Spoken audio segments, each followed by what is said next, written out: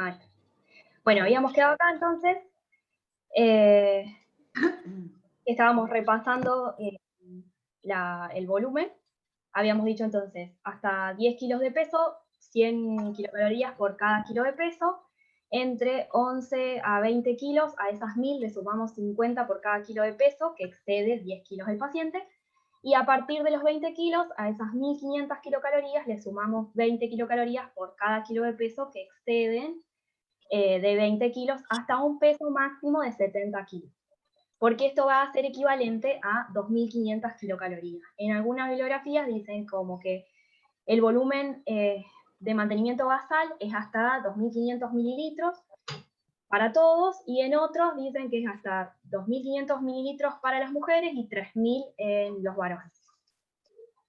Entonces, como cada una de esas 100 kilocalorías equivaldría a 100 mililitros por kilo, lo podemos pasar a mililitros, pero bueno, este método tiene algunas limitaciones, como habíamos dicho antes, porque asume que todas las pérdidas urinarias son isosmóticas en cuanto al plasma, no tiene en cuenta los factores de la secreción inadecuada de hormona antidiurética, y para los cálculos es importante que se utilice el percentil 50 de peso, más que nada para esos niños obesos, por esto que habíamos dicho que en el compartimento graso no hay líquido. Entonces tendríamos que utilizar el percentil 50 ajustado a la talla. Acá lo que yo les puse es esta tabla de Lejarraga, que seguramente los que hicieron la residencia en el PROVIN las tenían dentro de sus machetes, las busqué, solamente encontré la de niño actualizada, es como que ya no están más en las tablitas de la SAP. Y las de niña, bueno, este es mi borrador de la residencia, perdón. Pero bueno, son muy útiles si es que la madre sabe bien la talla del paciente, como para calcular el P50 de peso para la talla del niño. Si no, hay otra fórmula que se puede utilizar, que sería en realidad lo contrario del índice de masa corporal. Un índice de masa corporal ideal de 23 multiplicado por la talla al cuadrado nos daría el peso ideal del paciente. Y si no, lo otro que se puede hacer es utilizar las guías de crecimiento de la SAP, en donde están las tablas para cada edad, el P50 del peso para la edad, con un límite inferior y superior, más o menos, con un desvío estándar. Esas sí están para todas las edades, de niños y niñas, en las del 2013. Bien. Entonces, en cuanto a las necesidades de mantenimiento, tenemos que cubrir los requerimientos de agua en condiciones basales, que van a estar estimadas por el gasto calórico, 100 mililitros por cada 100 kilocalorías, y teóricamente las pérdidas tienen que ser iguales al ingreso. Otra forma de calcularlo, si no queremos utilizar la fórmula de Holiday-Segar, es utilizar la superficie corporal. En algunos lugares te explican que, o sea, usan como corte mayor o menor a 12 kilos, pero en la mayoría de los lugares se utiliza mayor o menor a 20 kilos. A partir de mayor de 20 kilos, lo ideal es calcularlo por superficie corporal. Se puede utilizar el normograma para sacar la superficie corporal, o se pueden utilizar la fórmula de superficie corporal. Y lo que vamos a calcular como volumen basal va a ser 1500 mililitros por metro cuadrado por día. Recordar el volumen total, no superar los 2500 mililitros totales, y bueno, según la bibliografía, para los hombres puede ser hasta 3000. Entonces, en los electrolitos, ¿qué pasaba con esto de las fórmulas de Holiday-Segar? Estas fórmulas estuvieron basadas en la concentración de la leche. Entonces, por eso las fórmulas de antes, la concentración de sodio era de 2,5, 3 o 4 miliequivalentes por kilo, y la de potasio de 2 miliequivalentes por kilo. Pero se vio que esos líquidos eran isotónicos con respecto al hipotónicos con respecto al plasma, y esto podía inducir hiponatremias iatrogénicas. Es decir, que le inducíamos la hiponatremia al paciente. ¿Por qué? Porque le estábamos aportando un líquido que tenía menor concentración de sodio que la que hay en el plasma, y por esto que venimos viendo que el sodio es el que arrastra agua, al recibir un líquido que tiene menos concentración, el agua sale de la célula o entra de la célula dependiendo de la concentración de sodio que tengamos. Entonces se sugiere que el aporte de líquidos parenterales sea isotónico, que tenga una concentración entre 131 y 154 miliequivalentes de sodio. Eso va a depender de la bibliografía donde lo busquen. Tanto para las necesidades de mantenimiento como para cuando tenemos que calcular un déficit previo en un paciente que está deshidratado. Se sugiere que el aporte de sodio sea a través de cloruro de sodio a 140 miliequivalentes por litro. Y con respecto al potasio, se recomienda que se diferencie entre pacientes mayores o menores a 10 kilos, en los menores a 10 kilos que sean 10 miliequivalentes por litro, y en los mayores a 10 kilos de 20 miliequivalentes por litro. Entonces, si nosotros preparamos una mezcla que tenga estas concentraciones, la osmolaridad efectiva de la solución va a ser de aproximadamente 300 milimoles por litro, que se va a asemejar mucho a lo que es la concentración plasmática. En cuanto a la glucosa, la administración a necesidades de mantenimiento es con una solución de dextrosa al 5%, es decir, 5 gramos de glucosa por cada 100 mililitros, agregando el concentrado con los 140 miliequivalentes de cloruro de sodio y los 10 o 20 miliequivalentes de potasio, dependiendo del peso del paciente, y esto va a asegurar un aporte del 20% de los requerimientos metabólicos diarios que son suficientes para evitar la hipoglicemia, como la lipólisis o la producción de cuerpos cetónicos por el organismo, es decir, el requerimiento basal metabólico que necesita el organismo. Entonces, por eso es que hacemos la mezcla con dextrosado. Que si bien el dextrosado solo de por sí es isosmótico con el plasma, no es isotónico, que era lo que explicábamos, no es un osmol efectivo como el sodio. Entonces, por eso tenemos que hacer la mezcla de glucosa más sodio más potasio. Entonces, ¿cómo vamos a hacer la mezcla? Esto es lo que actualizaron en el Gutiérrez, que se basaron en todas las bibliografías que empezaron a plantear esto. El cálculo del volumen del líquido lo podemos hacer tanto con la fórmula por peso como por superficie corporal. A eso le vamos a agregar el sodio, una concentración de 140, y el potasio a una concentración de 10, en este caso porque el ejemplo es un paciente de 10 kilos. Si tuviera más de 10 kilos, a 20. ¿Y cómo se lo vamos a indicar a enfermería? Una fórmula rápida es ya tener preparado cómo es la mezcla del HP. El dextrosado de 500 más 20,5 mililitros de sodio al 20% y 1,6 mililitros de cloruro de potasio 3 molar. Y el goteo en este caso, por kilo de paciente, porque el flujo se calcula por kilo, por el total del volumen que le queremos pasar en 24 horas, sería a 40 mililitros hora. Y esto que aclaran acá, solo para recordar, siempre igual No que... estoy escuchando, pero no sé si es problema mío. Ah, no sé, ¿el resto escucha? Sí, yo escuché. ¿Soy yo? Yo también.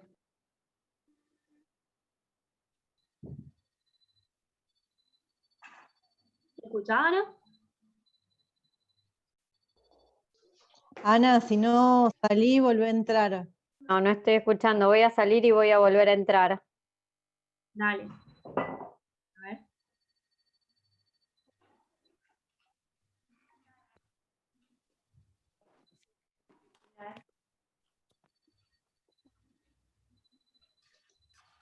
Romy, hasta que entre Ana, el volumen, ¿me volvés a repetir eso? El volumen, quizás se sigue haciendo los primeros 10, el segundo y el tercero, ¿o no?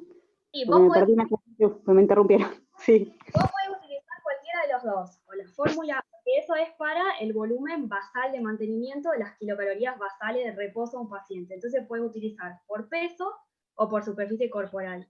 Lo que te recomiendan es que por peso la utilices hasta los 20 kilos y por superficie corporal cuando ya supera los 20 kilos el paciente. Pero eso es solo para el volumen de líquido total que vos le vas a calcular. Lo otro, que es lo que más genera controversia, es la concentración de sodio. Sí, está bien. No, el volumen más que nada. y el volumen sigue siendo así. Listo, gracias.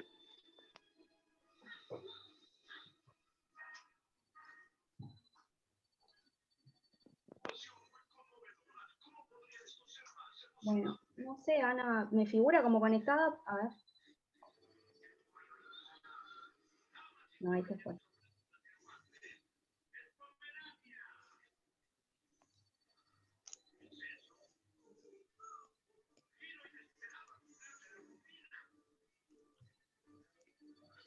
Romy, Eu, una consulta. ¿Por qué 10 de potasio tan bajito? Que veníamos manejando entre 20 y 30 en algunas salas. 20 es para mayores de 10 kilos. Ajá. En menores de 10 kilos, entonces ahora es 10.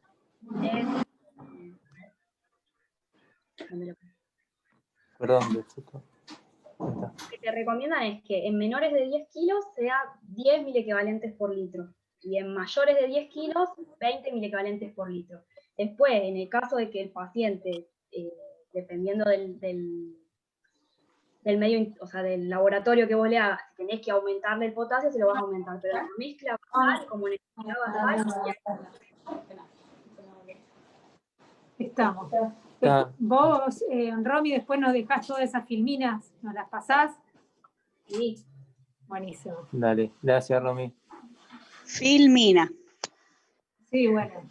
De Bueno, lo mismo me reía yo. Filmina le mandó, Delgado, te delata la edad. Esto está grabado. Enrique el Antiguo. La filmina. Pues yo diría diapositivas, que es peor. Muy bien, Nacho. Es la posibilidad. No sé, Ana no me vuelve a aparecer.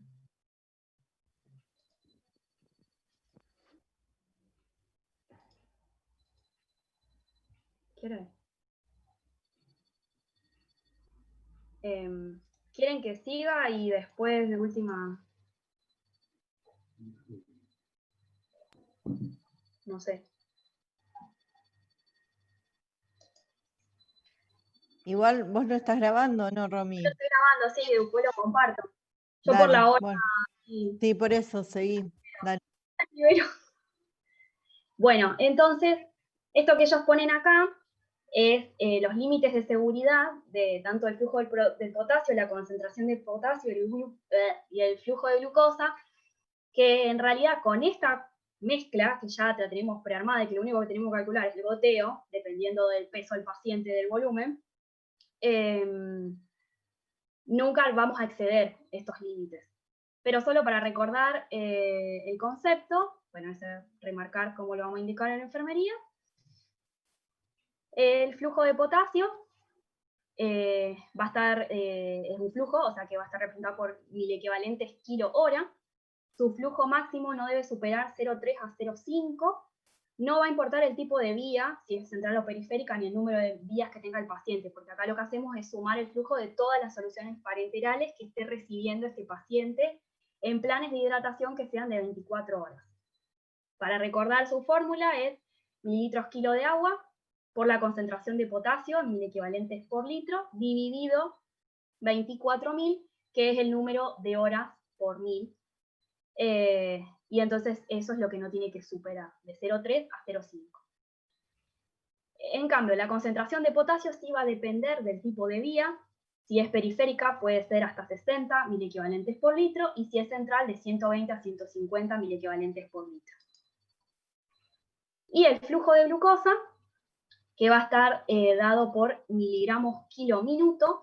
El flujo habitual normal es de 3 a 6 miligramos kilo minuto, y este se puede calcular con mililitros kilo de agua por la concentración de dextrosa, porque esto lo podemos utilizar con cualquier dextrosa, al 5, al 2,5 o más, por 10, y todo esto lo dividimos por 1440, que serían los minutos en una hora. Entonces, para ir terminando, estas son algunas de las guías que yo fui buscando para armar esta clase. Es como que esto viene debatiéndose hace tiempo, o sea, no es algo que es traído de los pelos de que vamos a subir el sodio así porque se nos ocurrió. Realmente hay muchos trabajos sobre esto y realmente se sigue revisando porque esto no es que vaya a ser definitivo. Puede que dentro de unos años nos vuelva a cambiar.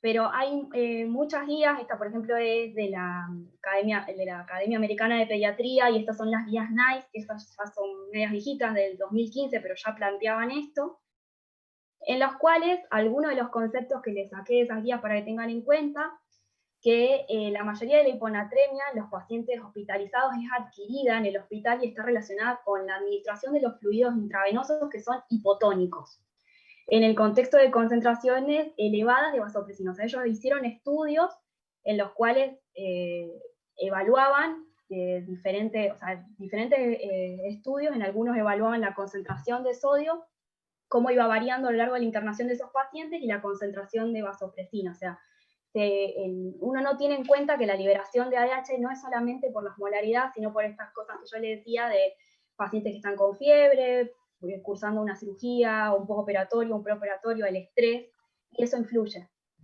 Las complicaciones más graves de la hiponatremia adquirida en el hospital es la encefalopatía hiponatrémica, si bien es una complicación poco frecuente, en muchos estudios se ha dado, es una emergencia médica que puede ser mortal o provocar lesiones cerebrales irreversibles si no se trata adecuadamente.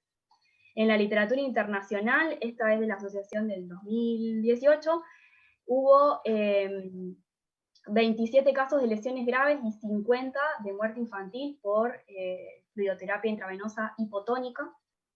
Y bueno, esto de las guías NICE, lo que hicieron fueron publicar estas guías basadas en evidencia en los que son los menores de 16 años, en donde recomiendan los fluidos intravenosos isotónicos. Ellos revisaron 17 estudios en donde en todos se demostraban las mayores complicaciones por fluidos hipotónicos.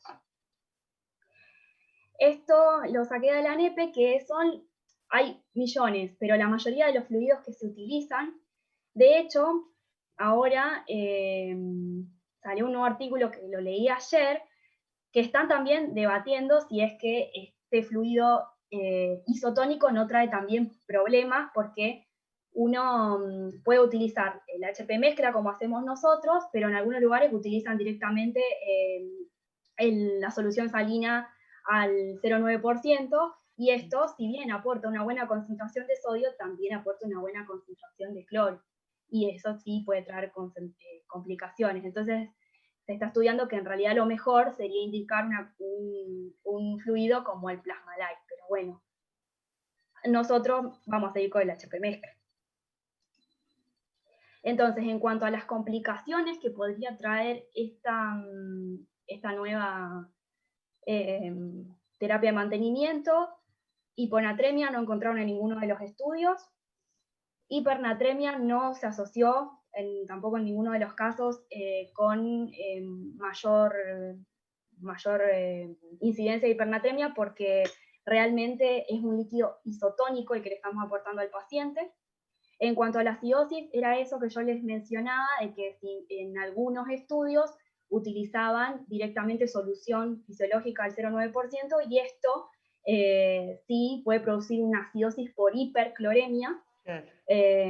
Y en cuanto a la sobrecarga de volumen, no encontraron tampoco ningún caso, porque pensaban que al agregar un líquido que es con mayor concentración de sodio iba a arrastrar agua y iba a producir una sobrecarga de volumen, pero volvemos a repetir que es un líquido isotónico, entonces no lo va a producir. Entonces, ¿cuáles son las excepciones? O sea, todo lo que yo hablé hoy es para una hidratación de mantenimiento en un paciente que no tiene comorbilidades como estados edematosos o estados olivúricos. O sea, hay excepciones. No es que esta hidratación la vamos a usar en cualquier paciente. A nosotros, en función a la guardia, ¿qué nos sirve? Un paciente que lo vamos a internar porque está con un dolor abdominal y lo tiene que evaluar cirugía, o es un abdomen agudo y lo tenemos que dejar con una hidratación ayunado, tanto en su pre como en su postoperatorio, esta va a ser la hidratación que vamos a utilizar. Un paciente que lo tenemos que restringir en cuanto al ingreso de líquidos porque es una bronquiolitis que no puede no puede alimentarse por vía oral, esta es una hidratación que podemos utilizar. Pero no lo vamos a utilizar en un paciente con una insuficiencia cardíaca congestiva, con una cirrosis hepática, con un síndrome nefrótico descompensado, porque estos pacientes sí tienen una disminución del volumen circulante efectivo con una incapacidad para eliminar tanto agua libre como sodio. Entonces, en estos pacientes, si le ponemos un líquido isotónico, seguimos generando un círculo vicioso en su edema. Entonces, ahí sí vamos a seguir utilizando las soluciones que usábamos antes, que son hipotónicas. Y bueno, en estos pacientes justo que son con estados edematosos, los vamos a restringir, vamos a utilizar solamente sus pérdidas insensibles y a veces hasta tenemos que utilizar diuréticos. Y después los estados oligúricos, tampoco. El aporte de fluido tiene que ser equilibrado como para revertir la hipoperfusión renal y evitar la sobrecarga de volumen.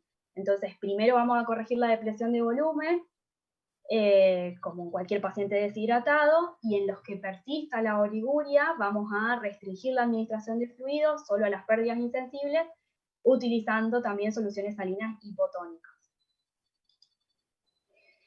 Bien, estos son los artículos que repasé para esto, y nada más. No sé si tienen alguna duda.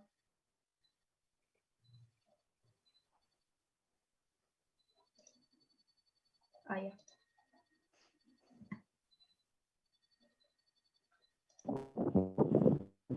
Estoy volviendo a casa. Está buenísimo. Excelente la charla, Romy. Muy bueno. Escucho todo. Romy, una Hola. consulta. Sí. ¿Se escucha? Sí, sí. En los pacientes oncológicos que tienen tratamiento con corticoides, ¿también se utiliza esa concentración de sodio? Todo lo que sea, o sea, tendría que haber agregado en las excepciones eso. O sea, eso yo lo puse por pensando en pacientes de guardia, pero pacientes internados, pacientes que tengan neurocirugías, afectación de todo lo que es sistema nervioso central, porque no sabemos cómo es su liberación de ADH, o si puede tener un síndrome perifierdesal o algo de eso, pacientes oncológicos, pacientes con cardiopatías congénitas, o todos esos, no se utilizan, porque no sabemos cómo es su regulación tubular, tanto a nivel central como a nivel renal. En eso se siguen utilizando líquidos hipotónicos. En grandes quemados tampoco se utiliza esta hidratación. O sea, es una hidratación de mantenimiento, más que nada para el postquirúrgico, prequirúrgico, o al que tenemos que dejar ayunado por alguna situación.